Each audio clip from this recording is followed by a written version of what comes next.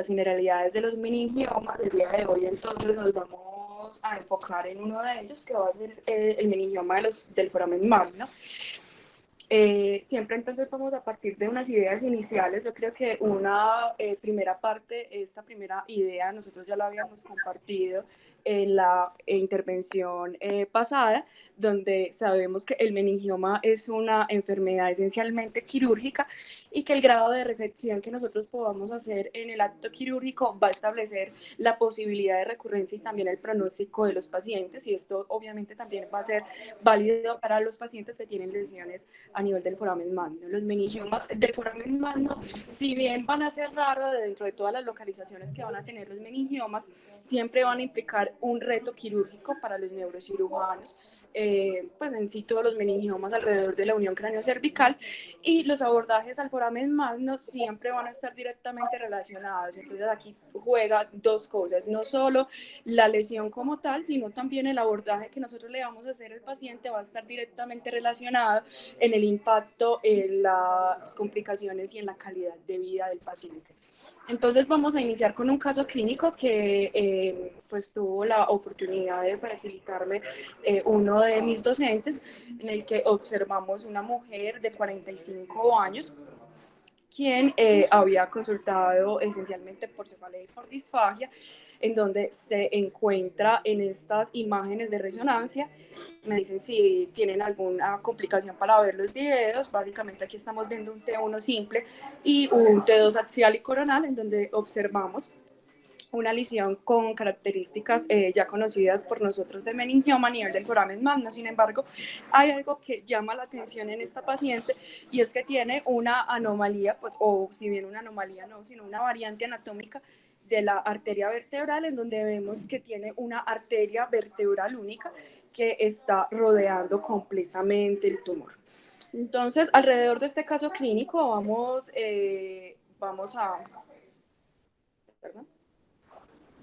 Alrededor de este caso clínico y varios que vamos pues a ver alrededor de la charla, vamos a establecer como nuestro contenido, que lo tengo diferenciado en estas 4 preguntas. La primera es cómo puede orientarse la clasificación clínica de las lesiones del foramen magno, cómo a través de esa clasificación podemos definir cuál es el abordaje adecuado para estas lesiones, cuál es el beneficio de la cirugía, aquí me faltó, perdón, de la cirugía endoscópica, y cuáles son los escenarios clínicos con respecto a las terapias adyuvantes que tenemos en este momento con respecto a las lesiones del foramen magno. Entonces iniciamos con la clasificación de los meningiomas. Entonces sabemos que del 77% de todos los tumores que pueden ocurrir a nivel de la unión cráneo-cervical, el 77% van a corresponder a meningiomas. Generalmente estos pacientes van a consultar con un deterioro clínico o con una clínica muy indolente y muy larvada, y de hecho uno de los diagnósticos diferenciales, y muchos de estos pacientes son clasificados inicialmente como una enfermedad de tipo neurodegenerativo, lo que va a retrasar su diagnóstico y permite que al momento de realizar precisamente ese diagnóstico las lesiones alcancen un gran tamaño. Generalmente dentro del espectro de las imágenes diagnósticas, y los meningiomas son muy característicos en imágenes, especialmente en las gráficas de perfusión, siempre pueden haber diagnósticos diferenciales como los neurinomas, los cordomas, los tumores óseos, y siempre tener en cuenta que las principales lesiones neoplásicas del sistema nervioso central son las metástasis, aunque en esta ubicación y de manera única son muy raras. En su presentación clínica, el 11º par craneal es el más afectado. Si bien el síndrome del foramen magno es algo que está muy bien descrito en los libros de semiología, es algo que en términos generales es difícil que el paciente debute inicialmente con esto, que se trata de un compromiso motor y sensitivo, inicialmente con una parálisis cruciata que se dilucida muy bien en los libros de semiología. En las imágenes diagnósticas, entonces, básicamente nuestros pacientes siempre van a estar acompañados de una resonancia, ojalá con un énfasis, con unos cortes finos de resonancia hacia la fosa posterior, pero si bien lo de la resonancia ya lo tenemos muy claro, y de hecho la resonancia nos va a ayudar a lo que es la clasificación de las lesiones. Sabemos que a través de la literatura han existido muchos sistemas de clasificación para lesiones del foramen magno. Sin embargo, la idea de estas clasificaciones es que precisamente si las clasificaciones deben tener una utilidad que nos sirva para definir la cirugía.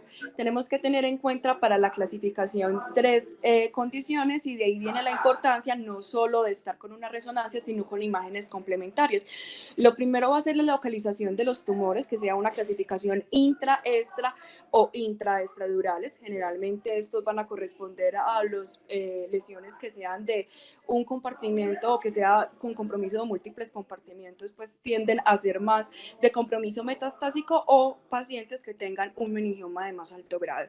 La inserción dural es una de las cosas que más nos va a definir. Generalmente nuestro límite siempre va a ser el ligamento dentado, y a través del ligamento dentado del bulbo nosotros vamos a definir si son lesiones que corresponden anterior o posterior. Entonces, generalmente anterior, los más comunes son las anterolaterales, que están entre la línea media y el ligamento dentado, y en el segundo grado de frecuencia van a ser las de inserciones posterior, y por último las anterior, pues las anteriores puras. Y siempre tenemos que tener en cuenta lo que es la relación con la arteria vertebral, precisamente en el caso que les había mencionado, porque puede estar ubicada por encima, por debajo o en ambos compartimentos tumorales. Con respecto entonces precisamente a esa anatomía que les estaba mencionando, siempre es muy importante, y dentro de las recomendaciones que tenemos que tener en cuenta son la anatomía de las arterias vertebrales, y es porque si bien la arteria vertebral cursa a lo largo de la unión entre C1 y C2, entre el foramen transverso de C1 y C2, puede tener variantes anatómicas que sean, por ejemplo, las que les estoy presentando aquí, que es una arteria vertebral que puede terminar en pica, o una arteria vertebral hipoplásica. Y por eso la invitación a que todos esos pacientes que tengan cirugías de la unión craneocervical, no solo pues cirugías con un énfasis hacia pues hacia la resección de un tumor, sino también, por ejemplo, en contexto de una fijación por alguna fractura o un trauma, siempre pedirle a estos pacientes el estudio vascular, específicamente la angiotomografía, y no solo también por la anatomía de la vertebral, sino porque también nos va a ayudar a estudiar la irrigación arterial del tumor, que en este caso generalmente proviene de la pica o de ramas de la pica. Además que la angiotomografía nos puede dar mucha información con respecto a la anatomía ósea. ¿Y por qué es importante nuevamente también conocer esa parte de la anatomía de la arteria vertebral? Es porque al momento de enfocar las lesiones, específicamente las posterolaterales, que son de las que vamos principalmente a estar muy enfrentados, es porque es la relación, la arteria vertebral, lo que nos marca los límites con respecto a dónde nos vamos a encontrar los pares bajos. Generalmente cuando las lesiones van a crecer debajo de la arteria vertebral, generalmente estas lesiones van a empujar los pares bajos a la cara superior de la lesión. Sin embargo, si tenemos entonces lesiones que están por encima o en ambos lados de las arterias vertebrales, pues los pares bajos van a estar desplazados y no podemos de cierta manera predecir cuál va a ser su ubicación en nuestro abordaje quirúrgico. Entonces, digamos que estas primeras diapositivas era para orientarnos con respecto a la clasificación y a esos estudios anatómicos y estudios de imágenes que les tenemos que hacer a nuestros pacientes, la identificación de toda la anatomía del paciente por medio de las imágenes diagnósticas disponibles, seguramente nos va a hacer elegir cuál es el abordaje más adecuado para el paciente. Entonces, lo segundo que vamos a ver, la segunda pregunta es, tenemos que tener en cuenta cuáles son los abordajes quirúrgicos que vamos a tener disponibles. Tenemos que tener en cuenta unas consideraciones anatómicas. El foramen no es una estructura o por el espectro dentro del abordaje quirúrgico, es una estructura que tiene unos límites óseos muy bien delimitados. Sabemos que el límite anterior va a ir desde el tercio medio a la parte inferior del clivus. El límite posterior lo vamos a encontrar dado por el hueso occipital y también por el cuerpo o el arco posterior de C2. Y el límite lateral entonces va a estar dado principalmente por el foramen yugular y por las articulaciones y las masas laterales de C1 y C2. O sea que no solo nos estamos limitando como tal al agujero, sino cuando tenemos que tener en mente toda esta anatomía quirúrgica, no solo tenemos que encontrar la parte inferior del clivus y del tallo como tal, sino también tenemos que tener en cuenta las primeras dos vértebras cervicales. Los abordajes quirúrgicos, yo creo que el foramen magno son bastante diversos dentro de su anatomía y de acuerdo a la pues al abordaje y a la localización del tumor. Esta es una imagen que les comparto de la anatomía de Roton, en donde está muy bien esquematizado cuáles son esos abordajes quirúrgicos que nosotros podemos estar enfrentados para las lesiones del foramen magnum.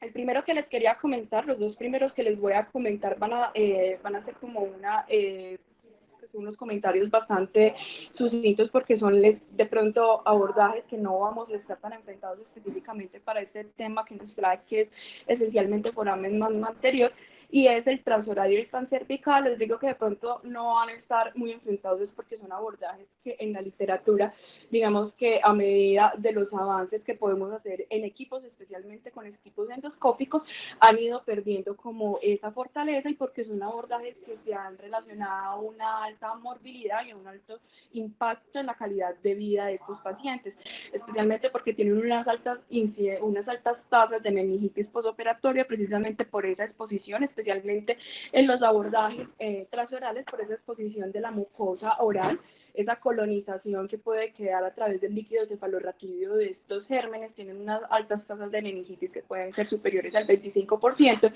y porque si bien vamos a tener unos límites en las exposiciones, debido a que con estos dos abordajes, especialmente el transcervical y el transoral, vamos a encontrar esa limitante con respecto a la unión de C1 y C2, y por lo tanto para lesiones que sean inferiores a esto vamos a estar bastante limitados, o lesiones que se extiendan a esto.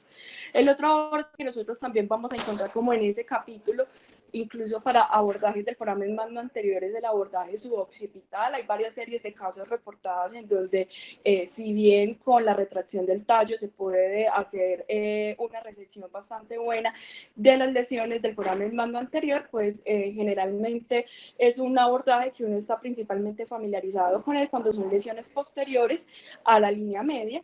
Como podemos ver en la diapositiva, tenemos una grave o una gran restricción para estar enfrentado a las estructuras anteriores del tallo cerebral, y podemos aplicar entonces una gran retracción a esas estructuras neurovasculares que puede llevar a una morbilidad perioperatoria. El abordaje entonces para lesiones del foramen magnum anterior que nosotros estamos más familiarizados siempre van a ser los abordajes posterolaterales.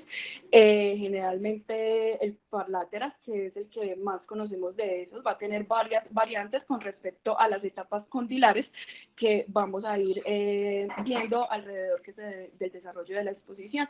Generalmente este abordaje para lesiones del foramen magnum anterior tiene la ventaja es que va a minimizar eso que no queremos, que es la retracción o una mayor manipulación de esas estructuras neurovasculares del tallo, y porque podemos tener una mejor visualización y mejor control de los pares bajos y de las arterias vertebrales, y con eso disminuir la posibilidad de daño hacia esas estructuras. Generalmente en este tipo de abordajes lo esencial o la cirugía, aparte de ese planeamiento que vimos en la primera parte de la charla, es la posición del paciente, y es porque lo que queremos con esa posición es ganar espacio, que la posición del paciente nos dé una ganancia inicial para minimizar esa retracción pues de esa retracción que puede hacer la gravedad con respecto a la caída de la porción contralateral de la lesión. La visualización lateral del foramen magnum, entonces la vamos a hacer a través de estos dos dibujitos que le traigo, que es prácticamente el part bench, en donde el paciente está como en un 3/4 de plano. Aquí de pronto no se ve muy bien la graficita, pero la idea es poner como un ángulo de rotación de la cabeza aproximadamente de unos 30 grados, un ángulo de rotación de la columna de unos 30 grados, ligeramente flexionada, y con el cuerpo en posición lateral, siempre recordando que se debe hacer la proyección del miembro superior contralateral, especialmente para evitar lesiones del nervio axilar. Bueno, con respecto a la incisión de la piel, entonces sabemos que generalmente se utiliza esta incisión, que es un palo de hockey invertido. Generalmente tenemos las líneas medias, las líneas anatómicas o las referencias anatómicas dadas por la craniometría muy bien definidas. Tenemos que identificar al momento de marcar a nuestro paciente lo que es la prominencia occipital externa, el asterior, y la línea nucal superior, porque esto nos va a ayudar a predecir con mucha mucha seguridad dónde están localizadas especialmente estructuras venosas que podemos llevarnos al momento de hacer el abordaje. Generalmente entonces lo que se recomienda es iniciar 5 centímetros por debajo y extender superiormente a través de la línea media y a través lateralmente entonces podemos ir hasta incluso el borde de la mastoides. Hay otra incisión que es una incisión más lineal que es también propuesta en la literatura que se realiza entre el asterion y la punta de la mastoides y que esta, digamos que puede estar un poco restringido al momento de hacer el fresado del cóndilo para la exposición especialmente de la apófisis transversa de S1. Una de las cosas importantes pues al momento bueno, eso se los digo más adelante, primero tendríamos que ver los planos musculares antes de hacer la craniotomía. Entonces, dentro de la unión craniocervical hay varios planos musculares, hay unos planos musculares superficiales que generalmente van a estar dados por lo que sería el trapecio y el esternocleidomastoideo, que van a tener esa inserción en la línea nucal posterior. Y lo más importante con respecto a los planos musculares es la identificación de ese triángulo suboccipital, porque nos va a permitir hacer un primer acercamiento hacia la arteria vertebral.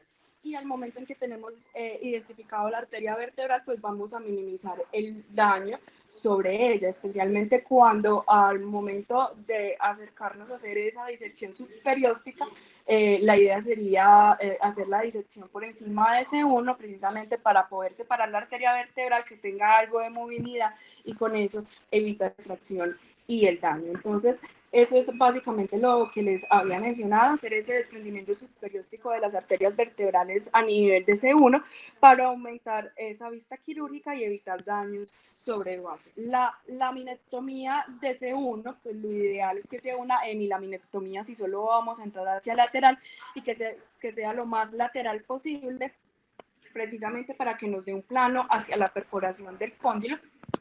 Si dentro de nuestro abordaje quirúrgico vamos a incluir esa variante. Entonces, una de las cosas que tenemos que tener en cuenta, bueno, me disculpan porque no sale la imagen aquí, pero una de las cosas que tenemos que tener en cuenta al momento de realizar la craniotomía es precisamente dónde vamos a realizar como esos puntos de referencia luego ya de tener la piel y todo lo que es el tejido celular subcutáneo y los planos musculares separados, es identificar esos puntos de referencia donde vamos a hacer la craniotomía. Generalmente lo que se recomienda es realizar el primer punto a nivel del asterion, precisamente posterior e inferior a este, y es porque nos va a demarcar ese límite donde va a ser la unión del seno sigmoides con el transverso. Está muy bien relacionado y la idea es poder tener control sobre estas estructuras. Y generalmente los límites de la craniotomía van a estar demarcados por los límites de las craniotomías que nosotros realizamos en fosa posterior. Lo importante es tener en cuenta que nuestro límite superior siempre va a ser el margen inferior del seno transverso, que está muy bien delimitado a través de la línea nucal posterior. Ya después entonces de realizar la craniotomía sobre esos puntos demarcados, entonces vamos a ir hacia la base del occipital que vamos a remover hasta el borde ipsilateral del foramen magno y por último la hemilenomectomía, precisamente para disponer esa porción del cóndilo que ya les había mencionado principalmente. Hasta aquí todo puede ser muy común con respecto a los abordajes del par lateral, sin embargo, aquí es donde se empiezan a diferenciar y donde viene algo que va a impactar mucho incluso después de la cirugía para el paciente, porque dependiendo del fresado que nosotros o de la resección que nosotros hagamos del cóndilo, vamos a impactar en lo que tiene que ver en la estabilidad de la unión craniocervical. Entonces, ya luego de tener nuestras arterias vertebrales controladas y que vamos a iniciar con el fresado del cóndilo, generalmente entonces en la literatura se recomienda no hacer un fresado mayor del 50%. En una serie de casos publicada por SAMI se ha visto que no necesita ser fresado más de incluso un 25% del cóndilo, y cuando nosotros tenemos fresado menos de un 50%, pues impactar o provocar una disociación occipitocervical. Puede ser de manera iatrogénica, pues es muy poco probable. Entonces, las variantes del parlatal en esa etapa condilar es porque tenemos unas variantes transcondilar en que el fresado de la articulación y del cóndilo se hace a través del borde inferior del nervio hipogloso y tiene unas ventajas, y es porque podemos exponer muy bien lo que sería la porción inferior del clivus y del bulbo y de los pares bajos. También hay otras variantes como la supracondilar y es especialmente diseñados para las lesiones que están un poco más laterales al clivus, y las variantes paracondilares y transtubercular, en donde queremos tener lesiones o que están más cercanas a la apófisis o al agujero yugular y a la porción posterior de las mastoides. Y el transtubercular se trata del fresado, como su nombre lo indica, del tubérculo yugular. Por último, entonces, en términos del abordaje, entonces tenemos lo que es la apertura dural, la apertura de la aradenoides y la identificación de la vascularización del tumor. Siempre hay que tener en cuenta que estas lesiones, que usualmente las intervenciones quirúrgicas con respecto a la meningioma son intervenciones que se hacen siempre en un plano aracnoideo, que usualmente dan estos tumores, y precisamente la identificación y la posibilidad de hacer esa disección aracnoidea nos va a facilitar la identificación de todas las estructuras neurovasculares al nivel de esa región tan importante. Para seguir avanzando con respecto a este tipo de abordaje, entonces siempre tenemos que tener en cuenta, como siempre les he demarcado, la relación con respecto a la arteria vertebral y al momento de iniciar toda esa citorreducción del tumor, también la relación con respecto al tallo cerebral y de los pares bajos que les había mencionado con la clasificación inicial, y la división precisamente del ligamento dentado, que es algo que nos va a delimitar con respecto a las lesiones que sean más anteriores y posteriores al momento de realizar la citorreducción. Una vez entonces ya he logrado la remoción del tumor, las pares craneales pueden ser visualizados claramente, y generalmente entonces con estas lesiones ya podemos tener ya el control y la hemostasia con respecto pues al ir avanzando al momento de la citorreducción del tumor. Siempre entonces la hemostasia, el cierre dural y el cierre óseo son básicos y son fundamentales con respecto a evitar las complicaciones en este tipo de abordaje, que la principal complicación siempre va a estar dada por el riesgo de fístula dural. Entonces, con respecto a los abordajes o los abordajes abiertos, siempre se debe estimar entonces, de acuerdo a la anatomía comprometida. Como vimos, hay muchos abordajes y realmente, aunque esta exposición está muy restringida a solo las lesiones del foramen magno anterior, siempre debemos de estimar que el abordaje no sea más mórbido que la morbilidad ya dada por el paciente por el tumor. Es necesario entonces, ya con todos los avances que han habido con respecto a los equipos endoscópicos, precisamente dar lugar hacia los abordajes endoscópicos. Generalmente los abordajes endoscópicos cada vez van ganando como más fortaleza en la literatura, y es porque a través de los abordajes endoscópicos siempre tenemos una visión directa del foramen magno. Sin embargo, tenemos una limitación esencialmente para esas lesiones que son esencialmente anteriores, y tenemos una limitación mucho para esas lesiones que son anterolaterales, precisamente por la restricción que vamos a tener de mano de la arteria vertebral. Entonces, uno de los abordajes que más se han ido publicando en los últimos años en la literatura, especialmente en los últimos 2 años, es la posibilidad de con el endoscopio realizar un abordaje transclival y con una condilectomía medial, precisamente porque ya podemos tener la disponibilidad con el endoscopio de realizar neuronavegación en estos pacientes. Entonces, por ejemplo, les traigo este caso que está reportado en la literatura. Es una paciente que inicialmente pues se le había identificado esta lesión que había sido hallada de manera incidental, pero con el pasar de más o menos unos 10 meses la paciente empezó a desarrollar síntomas, y fue precisamente entonces con estas imágenes que fue diseñada la intervención quirúrgica a través de este abordaje endoscópico. Entonces aquí en el video podemos ir observando cómo se hace todo ese tratamiento y elevación de la mucosa. Uno de las cualidades de este abordaje es que precisamente la septostomía posterior se realiza, pero es bastante limitada porque generalmente en los abordajes que previamente se han descrito en la literatura, pues hay una, digamos que tiene que haber un abordaje óseo muy grande, casi con una ruptura completa del tabique, del septum y también de todo el clivus para poder abordar la lesión, pero lo llamativo de este abordaje es que precisamente enfocándose solo a lesiones inferiores, pues entonces se puede lograr una resección muy buena precisamente para evitar el riesgo de fístula y para lograr una reconstrucción luego de eso, pues los autores de este trabajo, de este video, perdón, dejan un colgajo en vez de la mucosa precisamente para poder con ello posteriormente reconstruir la base. Aquí ya en la siguiente parte del video podemos ver cómo con la fresa empiezan a fresar precisamente esa parte inferior del clivus.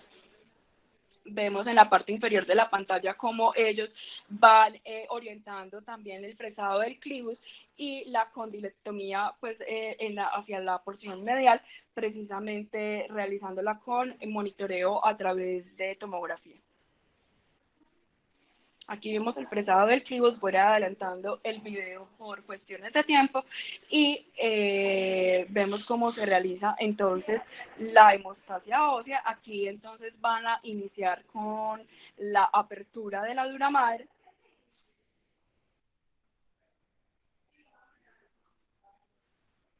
Y posterior al inicio de la apertura de la dura madre, entonces aquí podemos ver cómo se empieza a exponer la aracnoides, ellos pues la aracnoides no la tocan y aquí se empieza a ver la identificación de la lesión, entonces de ahí inicia la citorreducción de este tumor.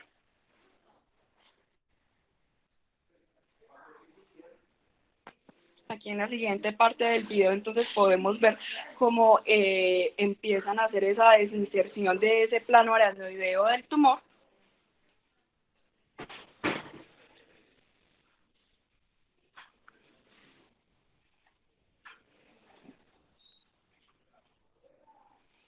Las estructuras que podemos observar aquí atrás, este sería el 12º par craneal y esta es la arteria vertebral para que nos orientemos sobre lo que ocurre en el video. Y por último se puede hacer una desinserción completa y el retiro completo de la lesión.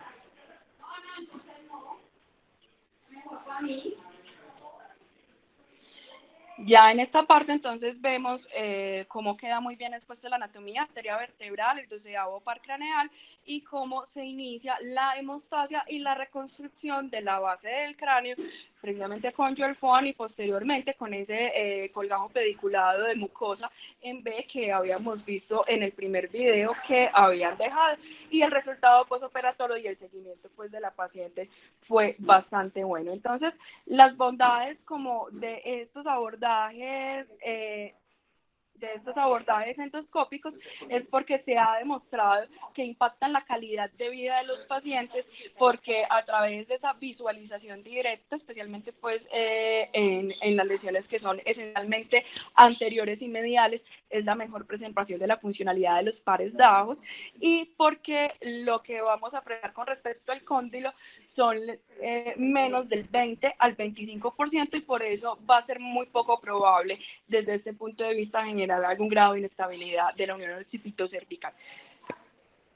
Sin embargo, entonces, como les había mencionado, estas lesiones tienen bastantes limitaciones o hay una limitación anatómica con respecto a las lesiones que nosotros vamos a escoger a este abordaje. En esta lesión, por ejemplo, estamos viendo aquí cómo demarca la vertebral ese límite dentro de los márgenes arteriales del tumor. Generalmente no se recomienda que sea un abordaje endoscópico puro para lesiones que se extienden más allá del límite anterior de la arteria vertebral, porque eso hace mucho más desafiante y mucho más difícil hacer una resección completa del tumor. Y además, con respecto a el plano ya de arriba hacia abajo, la extensión de la resección ósea, después de este abordaje endoscópico siempre va a ser esa línea nasopalatina, porque nos va a demarcar que si hay lesiones que están por debajo de la línea nasopalatina, que más o menos se va también a relacionar con la punta de la odontoides, pues ahí tendríamos que hacer una resección mucho mayor de lo que sería C1, C2 y con eso contribuir a la inestabilidad occipitocervical. Entonces, con respecto a los abordajes endoscópicos, entonces hay que conocer las limitantes propias del abordaje, sin embargo, pueden ser abordajes muy buenos, pero que necesitan una curva de entrenamiento, pero no está de más siempre considerar no tanto el abordaje abierto y endoscópico como la posibilidad de realizar procedimientos de una manera complementaria. Las complicaciones con respecto a las cirugías del foramen magno, mezclándolas ya tanto las complicaciones desde el punto de vista endoscópico y desde el punto de vista abierto, entonces pueden ser bastante similares, aunque hay unas diferencias que ya les había mencionado o les había adelantado algo precisamente con lo relacionado a la calidad de vida. Entonces, las tasas de resección que nosotros podemos ver en lesiones del foramen magno a través de las series publicadas en la literatura puede ser tan baja como del 10% y tan buena como del 100%. Sin embargo, al principio de esas series publicadas en la literatura había algo muy llamativo y es que a mayor grado de resección había mayor grado de mortalidad y de morbilidad en el paciente.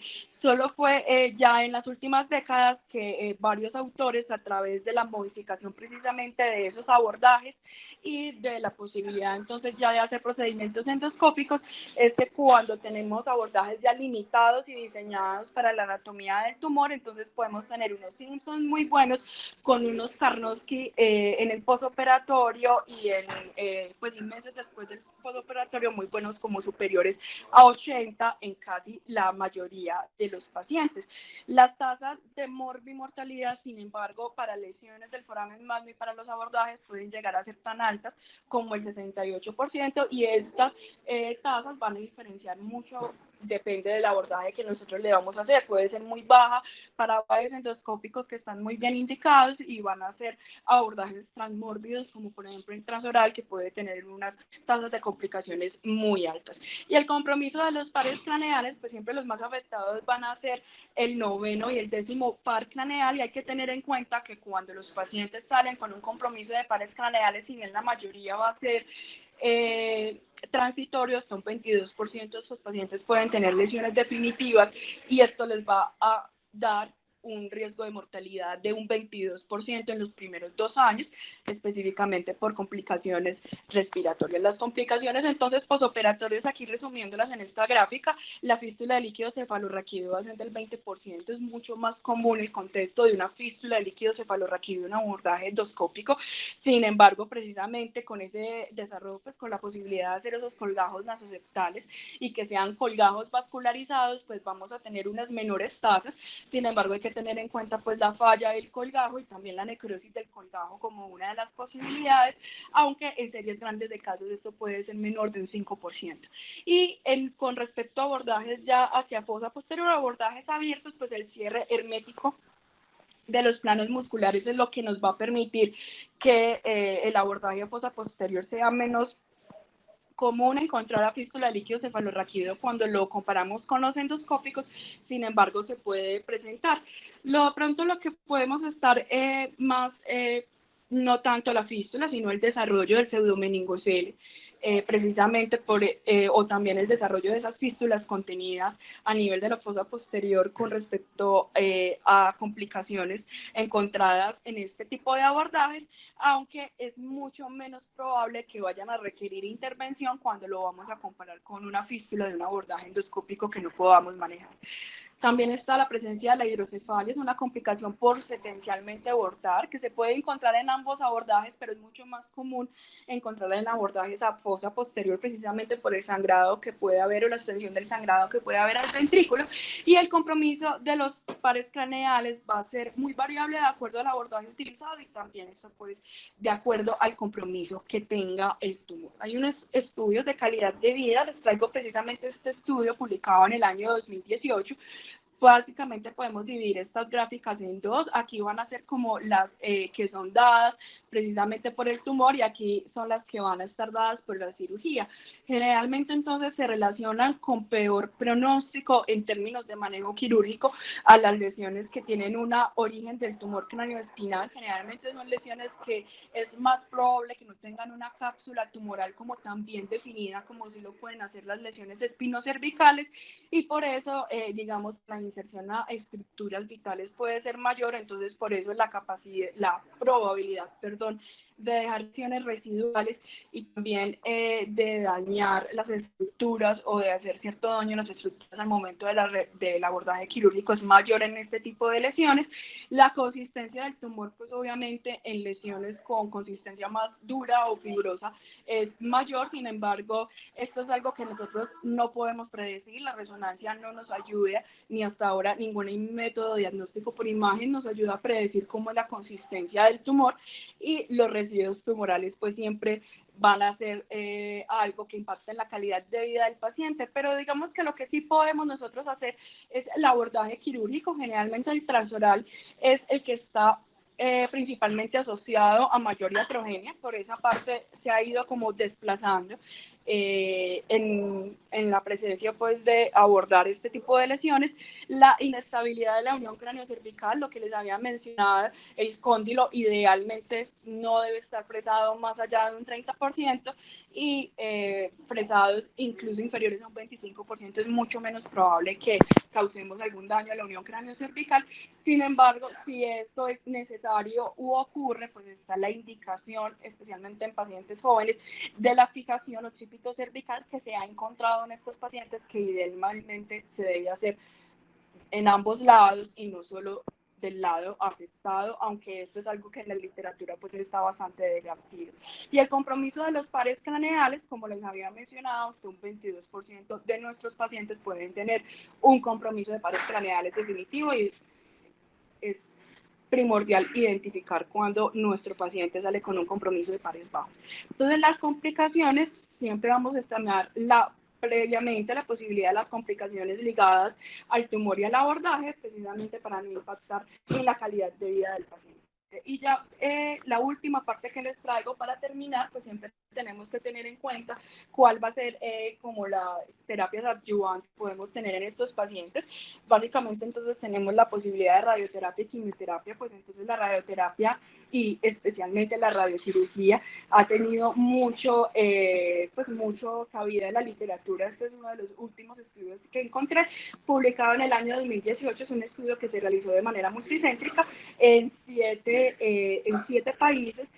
Pues esencialmente nosotros en esta gráfica no podemos comparar nada, en este es muy interesante porque es de acuerdo a la diferenciación de los grades que nosotros le podemos dar a estos pacientes con respecto al crecimiento tumoral, pero en esencia lo que nos permite concluir este estudio es que estos los pacientes por medio de radiocirugía, cuando son pacientes con tumores pequeños, va a haber un impacto en lo que es el crecimiento tumoral, ya sea en revertir el crecimiento del tumor o en detenerlo, y con eso podemos hacer un control de los síntomas. Sabemos que en meningiomas hasta el momento tenemos muchas limitaciones con respecto a la quimioterapia. Yo creo que de lo que hay en la literatura de los ensayos clínicos que se realizan bastantes con respecto a la quimioterapia en meningiomas, el más prometedor es el Ceborén, pues hasta ahora solo hemos tenido la publicación del fase 2, y son muy pocos pacientes, son 30, porque en realidad uno encontrar un paciente con un meningioma grado 2 o grado 3 o pacientes con un meningioma grado 1 que no puedan ser manejados de manera quirúrgica, pues es muy raro, entonces es difícil encontrar este tipo de pacientes porque usualmente siempre tenemos muy interiorizado que estas son lesiones esencialmente quirúrgicas, pero este CEOREN que se realiza con el everolimus y el oteotrides, que son básicamente ligados a receptores de somatostatina, son medicamentos que han venido ganando cuando se utilizan ambos un espacio pues en el manejo de estas lesiones. Les traje esta gráfica, si bien aquí hay muchas lesiones, Sin embargo, lo llamativo de esta gráfica y lo llamativo pues de la conclusión de la primera fase del Seboren es que estos pacientes empiezan a mejorar incluso en un periodo de 6 meses en donde hay una reducción del tamaño tumoral, pero después esos pacientes recaen. Entonces, digamos que lo llamativo, lo que uno le queda como en conclusión cuando lee este trabajo, es que tal vez más adelante podamos conocer este esquema, no tanto para la adyuvancia a los pacientes, sino como tratamientos neoadyuvantes para la radioterapia o tratamientos neoadyuvantes para pacientes con lograr una reducción tumoral y poder posteriormente ser llevados a cirugía. Entonces, ya para finalizar entonces las conclusiones, ya estas las hemos visto, lo principal entonces en la terapia adyuvante siempre pues vamos a considerar cuando la cirugía traiga mayor morbilidad a pacientes, especialmente que sean lesiones pequeñas en pacientes mayores, que sea ese riesgo de llevar a cirugía y pues en el momento lo único que tenemos con evidencia es la radioterapia o la radiocirugía cuando sea posible y siempre llevar a una inducción temprana de estos pacientes a un proceso de rehabilitación sabiendo pues de ese compromiso que puede haber de los pares bajos.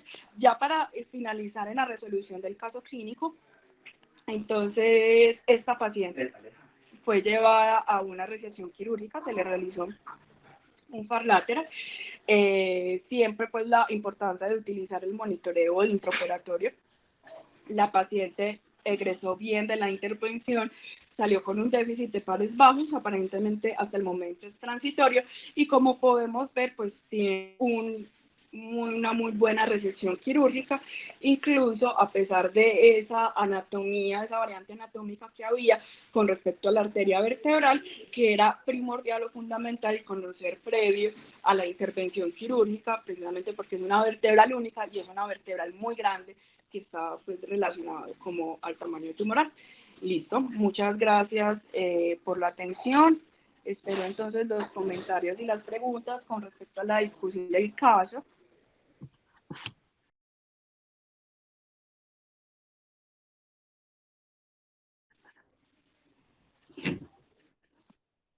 Danielita, muchas gracias. Muy interesante. Lo primero, yo creo que nadie tiene experiencia grande, por lo menos en Medellín, en el FAR lateral. Yo por lo menos lo he intentado varias veces y hay una dificultad que es realmente, pues, que yo la he tenido y es que el triangulito que tú muestras ahí tan clarito para encontrar la vertebral, eh, es muy difícil verlo. Es muy difícil encontrar esos tres musculitos en los que uno encuentra la vertebral. Entonces, gran parte de la cirugía se va tratando de encontrar la vertebral para no hacer una lesión. Uno finalmente lo logra, pero se pierde mucho tiempo en esa parte. La otra cosa es que cuando uno está fresando el cóndilo, es, es estresante porque uno siempre está pensando que va a lesionar el nervio hipogloso y resulta que el cóndilo es bastante grande, entonces cuando uno cree que ha fresado el 50% del cóndilo, ha fresado el 10%. Eso es como la dificultad que yo he tenido. Y otra cosa que tú dijiste es que el déficit transitorio de los pares bajos del paciente no es transitorio. Yo no he visto pares bajos que se recuperen y máximo después de una cirugía de estas. Entonces, lamento informarte que tu paciente no se va a mejorar de los pares bajos. Eh, ¿Qué porcentaje tienes? Me pareció que dijiste que el 30% para hacer una función occipitocervical. ¿Cuánto dijiste? Profe, pues, o sea, la indicación en términos, es que precisamente es como está esa dificultad en uno predecir precisamente cuánto es lo que ha fresado, pero la indicación en términos de números es que sea mayor al 50% cuando se hizo, pues cuando se fresó el cóndilo, más del 50%, está la indicación o considerar la posibilidad de realizar la fijación, especialmente en pacientes jóvenes. Sin embargo, se ha encontrado que uno no tiene, la mayoría de ocasiones, la necesidad de hacer un fresado mayor al 25%, precisamente pues en las series de casos publicados. Ok, de acuerdo. Ignacio. Sí, hola Oscar. Buenos días. Voy a hacer un comentario. Este paciente lo operé yo. Okay.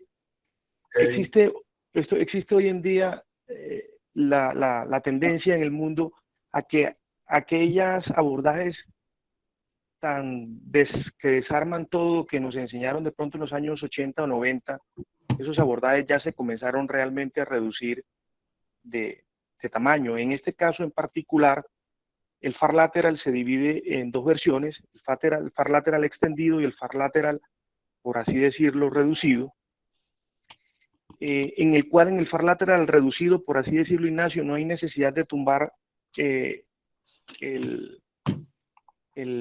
cóndilo, ni hay necesidad de hacer traslocación de la vertebral, que realmente son maniobras bastante difíciles y riesgosas, y que realmente lo que hoy se tiene claro es que aportan relativamente un espacio adicional y pequeño a la exposición, pero no es una mayor cosa. Hoy los abordajes de base de cráneo se comenzaron a reducir.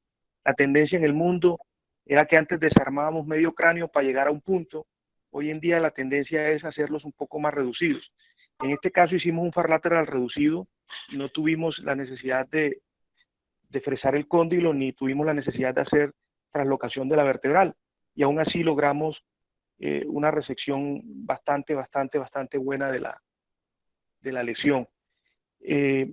Yo creo que dentro del esquema mental tenemos que comenzar a reducir los abordajes de base de cráneo, lo que realmente necesita el paciente, y no hacer de alguna forma desbarates tan grandes que nos demoran 6, 7, 8 horas de cirugía, y cuando ya uno va a resecar el tumor está cansado. Esa sería mi sugerencia, y como tú dices, pues nadie es experto en esto, porque en el caso del foramen magno, porque son pacientes que se presentan con muy poca frecuencia, entonces decir que alguien tiene alguna experticia importante en esto, por lo menos en nuestro medio, no lo veo así, ¿no? Ese era el comentario, Ignacio. Gracias, Oscar.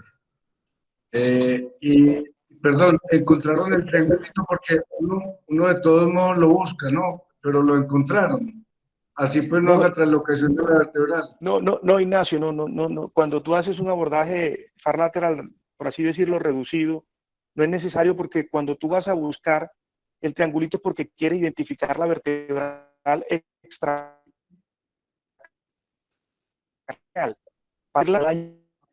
Si tú haces un abordaje mental hacia afuera, o sea, aquí, cuando tú identificas la vertebral en el triangulito, es porque la vas a seguir de afuera del cráneo hacia su entrada hacia el cráneo. Pero cuando tú abrís la fosa posterior primero y encuentras la vertebral, tú puedes seguir la vertebral de adentro del cráneo afuera, y haces una disección de la vertebral sin necesidad de irte a buscar el triangulito. Ok. Bueno, buenos días. ¿Me permiten para dar pues también como un aporte? Adelante. Bueno, el objetivo de la charla, básicamente pues como cuando se planteó pues como hacer esto en la serie de las reuniones que iniciamos con los residentes, yo quiero que quede como un mensaje grande de todo esto, y es que lo que dijo el doctor Romero es muy cierto. El drilado del cóndilo en este momento prácticamente está mandado a recoger, ¿sí? Entonces, casi todos los artículos y las revisiones enfocan hoy el drilado del cóndilo a que solamente pues esté presente en una minoría de casos, que es en los casos en que las lesiones son pequeñas o son anteriores. Eso casi que queda reducido al 2%, porque más o menos el 70 al 98% de los casos de meningiomas del foramen magno son anterolaterales. Como bien lo dijo Daniela, lo que da digamos, esa clasificación es el ligamento dentado y está con respecto a si la lesión está adelante o atrás del ligamento dentado. Más o menos un 70 o 98% están adelante y eso se clasifican como anterolaterales. En ese porcentaje pequeño restante están las lesiones posterolaterales, en orden de frecuencia siguen las posteriores y de última están las anteriores, pero las lesiones anteriores son absolutamente infrecuentes. Con respecto a lo que dicen ustedes, pues como de la experiencia en este tipo de patologías, es muy cierto, las series de los cirujanos de base de cráneo, pues digamos famosos a nivel mundial, tienen series de 19, 20 casos, ¿sí? Más o menos en promedio. Entonces, aún en esos centros grandes de referencia mundiales, es una patología pues de incidencia muy baja. Hay algo muy importante y es que si hay algún meningioma o algún tumor cerebral en lo que es importante el debulking es en este tipo de patologías, en las lesiones del foramen magnum, porque en la medida en que usted haga retracción de la cápsula, obviamente si usted no tiene un debulking muy bien hecho, entonces el riesgo de morbilidad por tracción del tallo va a ser muy alto. Y algo muy importante que uno le tiene que advertir a los pacientes es que si uno ve infiltración pial o edema del tallo, casi que hay que advertirle al paciente que va a salir con algún tipo de déficit, porque así usted haga un muy, muy buen debut, con el solo hecho que haya infiltración pial, quiere decir que no le va a permitir una buena disección de los planos y eso implica que mientras usted hace algún tipo de movilización que de todos modos va a ser inevitable, si uno haga un muy buen debulking, pues va a haber tracción de estructuras importantes. En cuanto a la arteria vertebral, es importante tener en cuenta la utilidad del Doppler transcraneal, sobre todo cuando la arteria vertebral está embebida en la lesión. Entonces, eso pues creo que es bastante importante tenerlo en cuenta, igual que lo que dijo Daniela, pues de la presencia de tener una variante anatómica y valorar si la vertebral contralateral se continúa con la pica, porque eso pues también aumenta el riesgo de morbilidad en caso de que la vertebral ipsilateral a la lesión se lesione. Y por último, yo quería decir algo con respecto a la endoscopia. Entonces, es muy importante que Daniela mostrara aquí la opción de la endoscopia, porque obviamente pues todo el mundo, pues la lógica va a inducir a que uno piense que los abordajes endoscópicos puedan ser de bastante utilidad si la lesión es anterior. Pero en la vida real, los abordajes de la unión craneocervical endoscópicos son muy útiles en las lesiones extradurales, ¿sí? En las lesiones intradurales no son útiles, o mejor dicho, son absolutamente poco limitados. Yo realmente en la vida real, pues ni en el fellow ni en las rotaciones llegué a ver nunca una lesión intradural, y la razón es porque la mayoría de las lesiones están laterales al nervio hipogloso, y en este tipo de abordajes los dos nervios hipoglosos son los límites laterales de la lesión. Entonces, pues en teoría, sabiendo que la mayoría son anterolaterales, entonces no se podría porque la lesión estaría lateral al nervio hipogloso, pues del lado afectado. Entonces, es muy útil los abordajes a la unión craneocervical endoscópicos, teniendo en cuenta la ubicación, pues y el trazo que se hace con la línea nasopalatina para que realmente lo que busca es mirar hasta dónde puede uno bajar con el endoscopio. Pero en las lesiones intradurales la utilidad es muy, muy poca. Obviamente hay algunos reportes, pero de lesiones muy pequeñas, porque el riesgo es que, como les dije, como los dos nervios hipoglosos son los límites laterales de la lesión, la ventana de trabajo es absolutamente pequeña. Bueno, eso era como todo lo que tenía para decir. Ignacio. Adelante, doctor Gutiérrez.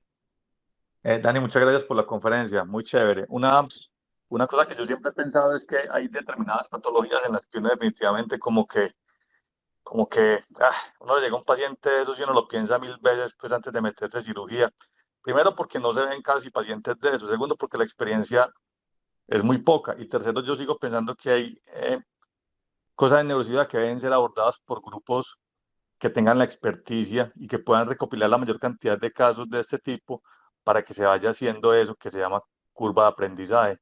Entonces me parece muy importante que a nivel de la ciudad, las personas que les gusta este tipo de procedimientos y que han tenido más experiencia y que tienen pues el fellow en base de cráneo, eh, hagan como un grupo al que uno le pueda referir a estos pacientes, porque definitivamente la experiencia y la cantidad de cirugías que haga va en relación al pronóstico y la forma como el paciente evoluciona en el postoperatorio, ¿sí? Sigo diciendo, hay cirugías en neurocirugía que deberían hacer ciertos grupos y no más, porque todos queremos meternos, uno lo ve y dice, bueno, metámonos, hagámosle, pero con toda seguridad que el resultado no va a ser el mismo, pues. Entonces, no, es como un llamado a que se formen grupos especializados en el manejo de ciertas patologías, que con toda seguridad que esto va en beneficio de nosotros y de los pacientes. Gracias, doctor Gutiérrez. Yo quiero hacer una preguntita. ¿Alguno de ustedes ha visto un paciente con lesión de pares bajos que se recupere? Profe, yo sí he Sí, visto. sí, De profe. mis pacientes que yo cuido en la UCI. Sí, profe, sí se recuperan, o sea, pueden tener mejorías si se les hace una buena terapia de rehabilitación. O sea, mejoría que obviamente no va a ser del 100%, pero que permita, por ejemplo, que se les retire la traqueostomía. Con terapia los pacientes sí pueden mejorar, compensando sobre todo con la integridad pues, del otro lado. Sí, yo sí he visto que hay pacientes que compensan con el otro lado, pero que ese lado se recupere han visto. No, yo no, Ignacio, yo comparto tu misma teoría. O sea, los pacientes pueden con terapia y con el tiempo aprender a Estrategia manejar que su yo, déficit y terminar sin traqueostomía, pero esos pares bajos, una vez afectados, es muy poco probable que se recuperen. hay una estrategia que yo utilizo en estos.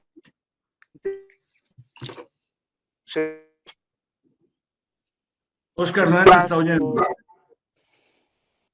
Hay una estrategia que yo utilizo mucho en esos casos. ¿Escuchan ahí? Sí, ¿Sí me escuchan? Hay una sí. estrategia que yo utilizo mucho, una estrategia que yo utilizo mucho en estos casos es parar los pares, dar el plazo congelados con el veriplacio, porque muchas veces uno los separa y durante la disección del tumor uno los chupa con el aspirador y maltratando mucho, entonces yo los separo y los congelo con tisucol y quedan ahí dos peras, eso quedan ahí como pegados, molestan tanto, es digamos una de las estrategias que soy.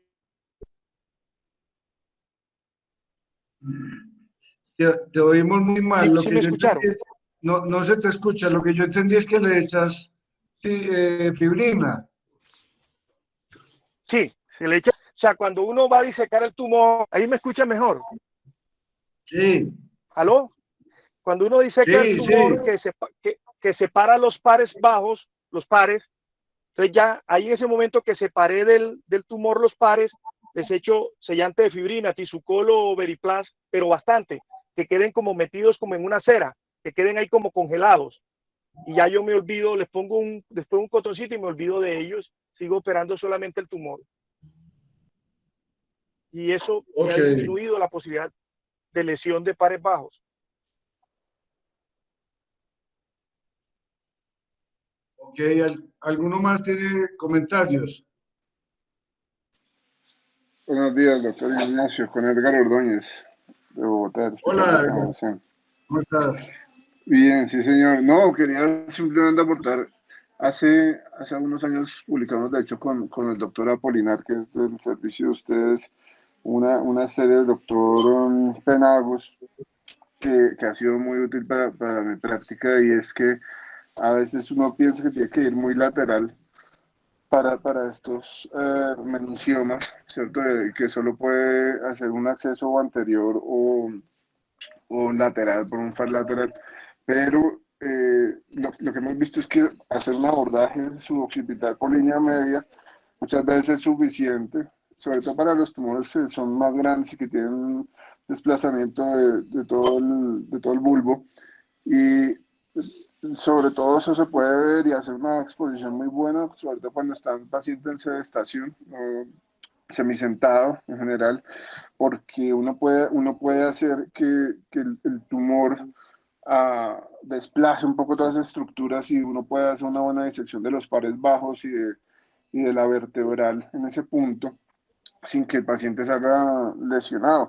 No sé, de pronto Daniel que me ayudó me puede aportar a esto, pero los casos que nosotros hemos hecho en el servicio con este abordaje nos ha ido bastante bien. Digamos que lo único preocupante ha sido en dos ocasiones que hemos hecho el debulking con tumores que tienen la vertebral completamente rodeada por el tumor y uno cuando está haciendo el debulking pues se encuentra la vertebral en cualquier momento, ¿sí? Entonces por eso en esos casos la neuronavegación ha sido bastante útil para evitar una lesión vascular. Eso es todo, muchas gracias por la presentación.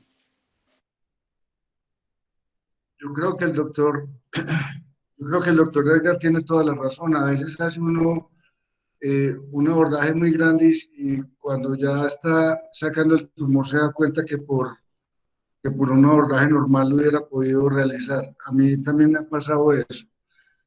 Surcolombia nos pregunta si es útil la monitoría intraoperatoria en pares bajos y que no les ha funcionado. No sé, Oscar o el doctor Edgar, ¿qué experiencia tienen con eso? Yo creo que cuando uno toca los pares bajos se dañan.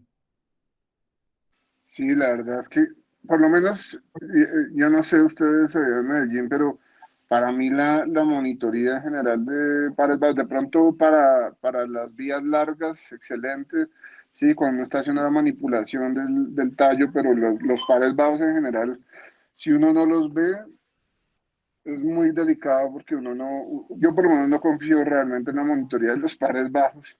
No porque no se pueda hacer el monitoreo, sino porque la sola manipulación es suficiente para dejar al paciente lesionado.